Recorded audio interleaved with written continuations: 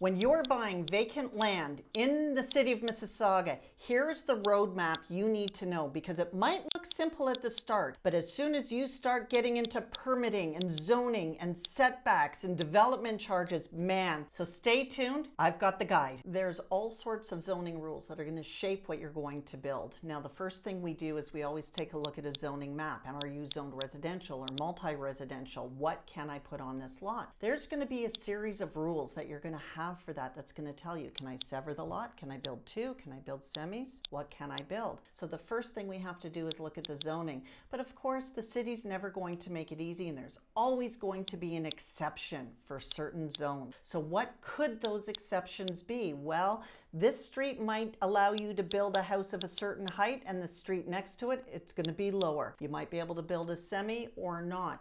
These exception zones are going to indicate, where can my garage go? Front, back, beside. All of the exceptions have to be looked at as well. We're going to be looking at setbacks, how deep to the backyard can I build? What is my lot coverage allowance? Every one of those things in the zoning guide is going to be outlined, and we're going to be able to help you calculate exactly what you can build. There's so many specifics that we need to know in the city of Mississauga. Some areas are under what we call a site plan approval process, which means you've got to submit documents to the city that's going to show that the site and everything that you're building on that site is going to be legally allowed. There's other areas that do not need a site plan approval. They just look at the plans of what you want to build and they sign off for that house in that area. So the first thing we have to understand is there a site plan approval requirement? Yes or no? And then you move on from there. Now, there's other things that have to be taken into consideration as well. There are pockets within Mississauga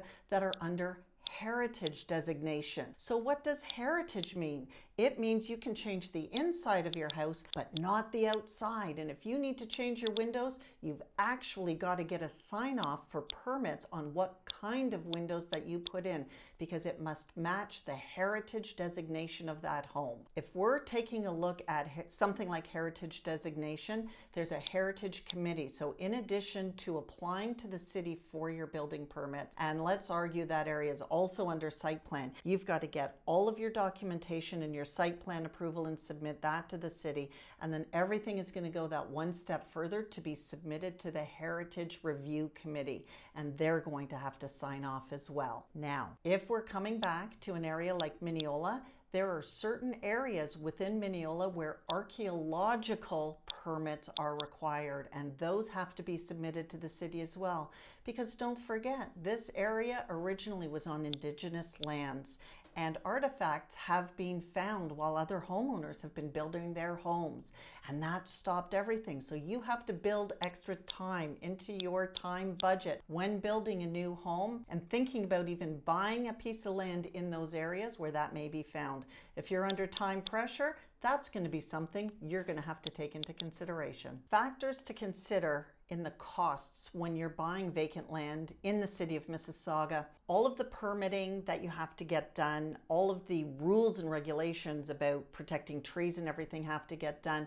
And remember this, when you are buying vacant land in the city, mortgaging could be a bit of a challenge. You've got to work with a banker who's really going to be on your side. When our client went to their bank to get a building loan and the bank did the assessment on their property, the bank said, well, there's no house on that property. There's nothing for us to put a mortgage on, because the banks are hesitant to mortgage vacant land. So you have to have capital in the background to put down to be able to get those building loans, to be able to move forward with the permitting. Because the banks, they want to put a mortgage on the house. That's the asset that's easier for them to resell. So it took our clients by surprise, and yet we knew that this could be an issue. They were well prepared for it. They were able to buy that piece of land and build their dream home. There are many people who are actually buying vacant land in the city of Mississauga right now. There are not as many buyers for the vacant land that is available right now. So these are our dreamers, our home wishers, the ones who are looking to build the perfect property. In amongst that, of course, are the builder developers who would like to build something for resale. And in fact, many times what we're going to see is a builder who's bought a piece of vacant land and they've got a home framed, and the possibility exists that you're going to be able to buy a framed home and choose all your finishes.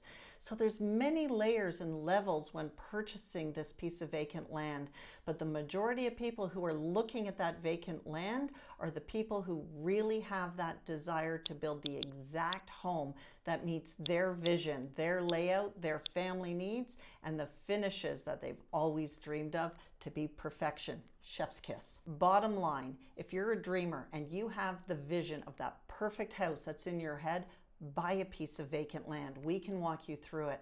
No surprises. You're going to be looking at some development fees, hookup fees, permitting fees, extra fees. There's going to be a surprise along there somewhere, but we know what they are and we're going to be able to guide you through them. So build that vision in your mind, buy a piece of vacant land, let us guide you through it and make your dream a reality. Here's a really great example of a vacant lot. Now what we're looking at here is a beautiful lot, goes deep. You can have multiple options of the size of home you can build. One thing to remember here, look at the beautiful trees. Those trees are going to impact your building envelope, and you may have to be looking at what the tree bylaws are because they're going to have to come down at some point.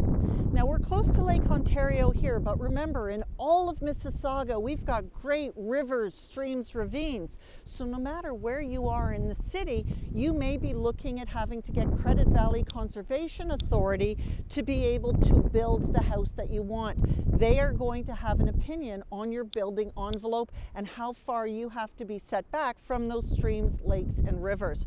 So that's really important to take into consideration. But somebody here, they had a vision. So they took one of those older homes. They didn't actually buy vacant. They took one of those older homes, they tore that down and built their dream home. So there are options: vacant land, or buy that house, live near the park, tear down the old one, build the new.